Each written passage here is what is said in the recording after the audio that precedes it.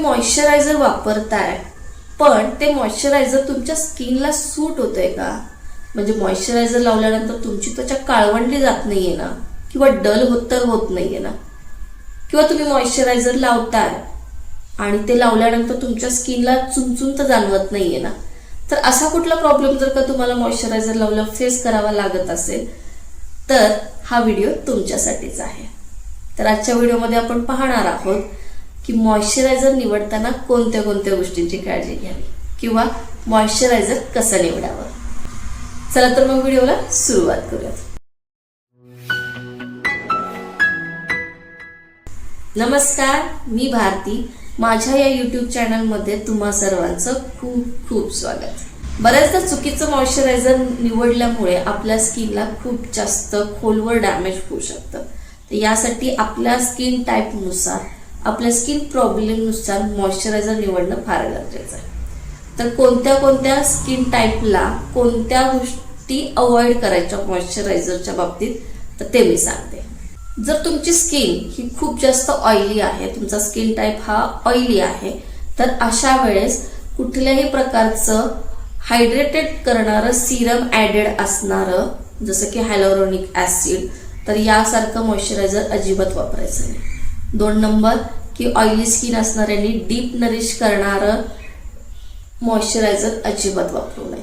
Oily स्किनवाल्यांनी moisturiser कसं निवडायचं, जे खूप जास्त लाईट वेट आहे, जेल फॉर्म मध्ये किंवा लोशन फॉर्म मध्ये, अशाच प्रकारचं मॉइश्चरायझर तुम्ही निवडू शकता. ज्यांची त्वचा खूप सेन्सिटिव्ह आहे तर अशांनी कुठल्याही प्रकारचं सिरम ऍडेड मॉइश्चरायझर घेऊ नये. याच्यामध्ये काय होतं की भरपूर प्रमाणात ऍसिड असतात, जसं की सॅलिसिलिक ऍसिड, परत हायलोरोनिक ऍसिड. तर हे जे ऍसिड या शब्दातच खूप मोठा अर्थ दडला. त्याच्यामुळे तुमचा स्किन टाईप जर का हा सेन्सिटिव्ह असेल तर त्याच्यामध्ये सिरम ऍडेड कुठलंही मॉइश्चरायझर घेऊ नका. तर अशांनी सुद्धा तुम्ही लाईट वेट असणारं लोशन युक्त वापरू शकता.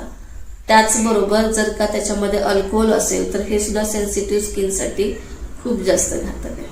आता ज्यांची त्वचा खूप जास्त ड्राय आहे, म्हणजे अक्षरशः चिरा पडतात हाताला, अशा प्रकारचे आहे, अशांनी विटॅमिन सी हे ऍडेड असलेलं किंवा कोणतंही ब्लिचिंग एजंट असणारं प्रोडक्ट वापरू नये. ब्लिचिंग एजंट म्हणजे काय की ज्याच्यामुळे स्किन तात्पुरती ब्राईट होते आणि त्याच्यानंतर मग स्किन पूर्णपणे काळवंडली जाते.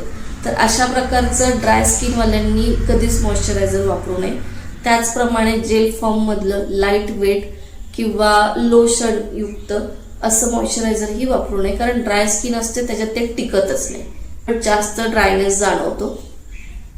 तर काही असे ब्रँड जे ऑइली आणि सेन्सिटिव्ह स्किनसाठी खूप चांगले आहेत, इमोलिन, मॉइस्टी, इलोवेरा, प्लम, पिलग्रिम यासारखे सुद्धा मॉइश्चरायझर तुमच्यासाठी खूप चांगले आहेत. हे ब्रँड खूप चांगले आहेत तुमच्यासाठी ऑइली आणि सेन्सिटिव्ह स्किनसाठी. आणि ज्यांची स्किन खूप जास्त ड्राय आहे तर त्यांच्यासाठी ब्रँड जे मला आवडतात, मी स्वतः वापरते, त्याच्यामध्ये एक आहे वेनोसिया, सेटाफिल, डर्माको. हे जे ब्रँड मी सांगितले त्यांच्या किमती स्वस्त सुद्धा आहेत, तुमच्या खिशाला परवडण्यासारखे आहेत आणि शिवाय याचे रिझल्टही चांगले आहेत.